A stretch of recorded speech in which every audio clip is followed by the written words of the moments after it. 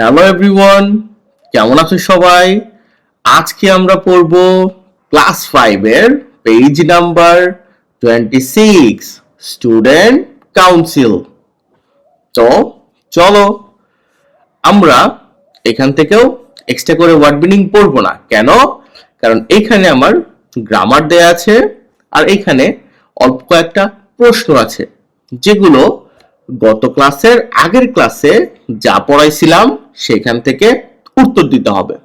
তো চলো, তুমি যদি ক্লাসটা না করে থাকো ডেসক্রিপশনে দেখো প্লে লিস্টের লিংক আছে, সেখানে ক্লিক করো, চলে যাও, তোমার প্লে লিস্ট খুঁজে বের করে তোমার কোন ক্লাসটা পছন্দ করতে থাকো।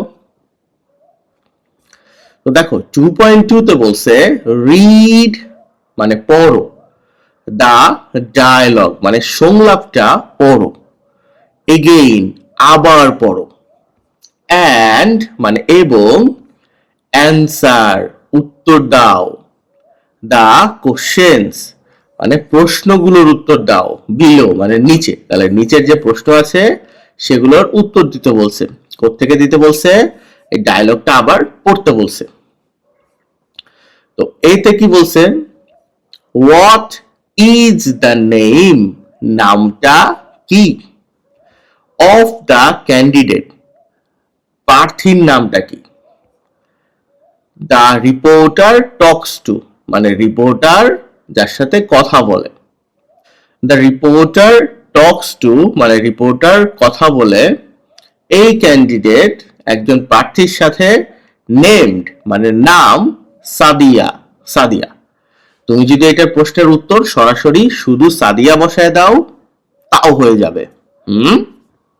বি নম্বরে কি বলছে? হুইচ ক্লাসেস কোন শ্রেণীগুলোর আর অ্যালাউড মানে অনুমতি দেয়া আছে, টু হ্যাভ মানে পেতে, ক্যান্ডিডেটস মানে ক্যান্ডিডেট পেতে বা প্রার্থী পেতে, ইন দ্য ইলেকশন নির্বাচনে।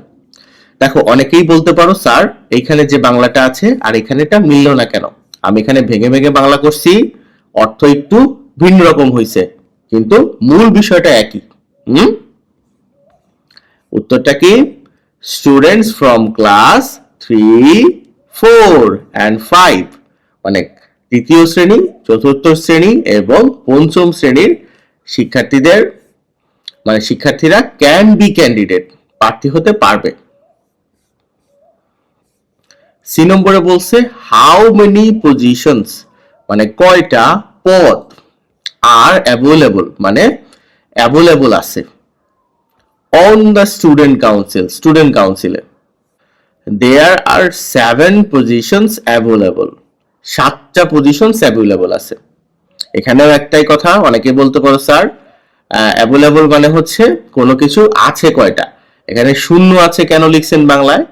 দেখো এখানে অ্যাভেলেবল আছে বলতে 7টা আসনে নির্বাচন করা যাবে, তার মানে 7টা শূন্য আসন আছে, ভাবের দিক থেকে একই রকম অর্থ। ডিতে বলছে হাউ ডাজ উপালা মানে উপালা কিভাবে, সেই দ্য স্টুডেন্টস মানে শিক্ষার্থীদের সম্পর্কে বলছে, ফিল অ্যাবাউট দ্য ইলেকশন নিয়ে কিভাবে কেমন বোধ করছে। তো Upala says the students feel very excited, শিক্ষার্থীরা খুব বেশি এক্সাইটেড উত্তেজিত যে নির্বাচন করব, প্রার্থী দিব। ই নম্বরে বলছে হোয়াট টু মেইন থিংস মানে কি দুইটা মূল বিষয়, does Sadia promise to do Sadia করার প্রতিশ্রুতি দিয়েছে। কি কি দিয়েছে মনে নাই? একটা হলো টিচারদের অ্যাসিস্ট করা, অ্যাসিস্ট দ্য টিচার্স, আর কি try to keep the school clean মানে স্কুল পরিষ্কার রাখার চেষ্টা করা। এই দুটা প্রমিস সে করছিল। আচ্ছা এরপরে আমাদের যখন আমরা মূল পড়ায় যাব এখানে ল্যাঙ্গুয়েজ ফোকাসে সিম্পল ফিউচার টেন্স আছে। এই বিষয়টা কি এটা আগে শিখবো, দেন আমরা পড়ায় যাব। স্ক্রিনশট দিয়ে নাও। দেখো সিম্পল ফিউচার টেন্স মানে ভবিষ্যৎকাল, সাধারণ ভবিষ্যৎকাল। যেই বিষয়টা কিছুদিন পরে ঘটবে, মানে সামনে ঘটবে, এখনো ঘটে নাই কিন্তু সামনে ঘটবে, সেটা হলো সিম্পল ফিউচার টেন্স। যেমন ধরো আমি খেলবো, আমি কিন্তু এখনো খেলি নাই, আমি খেলবো, এটা ফিউচারে ঘটবে, ভবিষ্যতে ঘটবে, এটা সিম্পল ফিউচার টেন্স। আমি খাবো, আমি স্কুলে যাব। হুম, বাংলায় যদি চিনতে যাও বাক্যগুলো যাবে, খাবে, করব, দেখব, এরকম ওয়ার্ডগুলো থাকবে। ইংরেজিতে চিনবো কিভাবে? দুইটা ওয়ার্ড দিয়ে, একটা হলো শ্যাল আর একটা হচ্ছে উইল। এই দুটো ওয়ার্ড দিয়ে আমরা চিনবো বাক্যের মধ্যে যে এটা ফিউচারে আছে। তবে হ্যাঁ, শ্যাল আর উইলের সাথে আরো অনেক কিছু থাকে, কারণ সিম্পল ফিউচার ছাড়াও ফিউচার টেন্সের আরো তিনটা ধাপ আছে, আরো তিনটা সেগমেন্ট আছে, ওগুলো আমরা পরে শিখবো।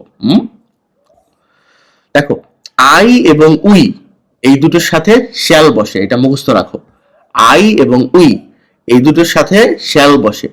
আর ইউ, হি, সি, দে নাম, মানে আই উই বাদ দিয়ে যা আছে সব ক্ষেত্রে উইল বসে।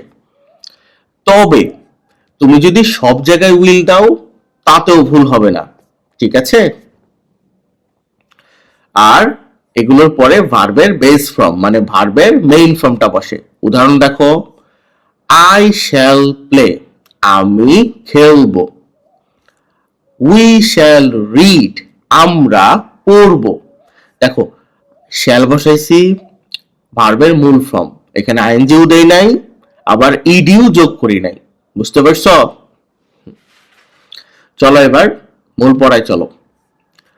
ইন দ্য ডায়ালগ, সংলাপে, Sadia Sadia used the following sentences, এই সেন্টেন্সগুলো বা বাক্যগুলো ব্যবহার করছে। I will assist, I will, এই অ্যাপোস্ট্রফি এল এল, এটা মানে আই উইল। অ্যাসিস্ট মানে আমি সহায়তা করব, দ্য টিচার্স, শিক্ষকদের, to make our school a better place, আমাদের প্রতিষ্ঠান ভালো একটা স্থান হিসেবে গড়ে তুলতে। আই উইল অলসো, আমি আরো, ট্রাই টু কিপ মানে রাখার চেষ্টা করব, দা স্কুল ক্লিন মানে স্কুলটা ক্লিন রাখতে। এই যে আই অ্যাপোস্ট্রফি এল এল, এটা মানে আই উইল। দেখো আমি একটু আগে যেটা বলছিলাম, হ্যাঁ, যে আই পরে শ্যাল, উইয়ের পরে শ্যাল, কিন্তু যদি উইল দাও তাতেও ভুল হবে না। দেখছো, এখানে আয়ের সাথে উইল দিছে, তোমার সমস্যা হয় নাই। বাই ইউজিং দ্য এক্সপ্রেশনস, মানে এক্সপ্রেশন গুলো ব্যবহার করে। কি কি expression? Will assist, will try, এগুলো কি বুঝাইছে? ভবিষ্যতে করা হবে, এখনো হয় নাই করা। Sadia means to do, Sadia বুঝাইছে কিছু করতে বা কিছু করা। সাম অ্যাকশনস মানে কিছু কাজ বুঝাইছে, অ্যাকশন। ইন ফিউচার যেটা ভবিষ্যতে ঘটবে। After winning the election, election জেতার পর, হেরে গেলে কিন্তু করবে না, ইলেকশন জিতবে দেন এগুলো করবে। তুমি মাঝে মাঝে বলো না, বা তোমার আম্মু বলে না, তুমি পড়াশোনা ভালো করে করো, তোমাকে একটা সাইকেল কিনে দিব।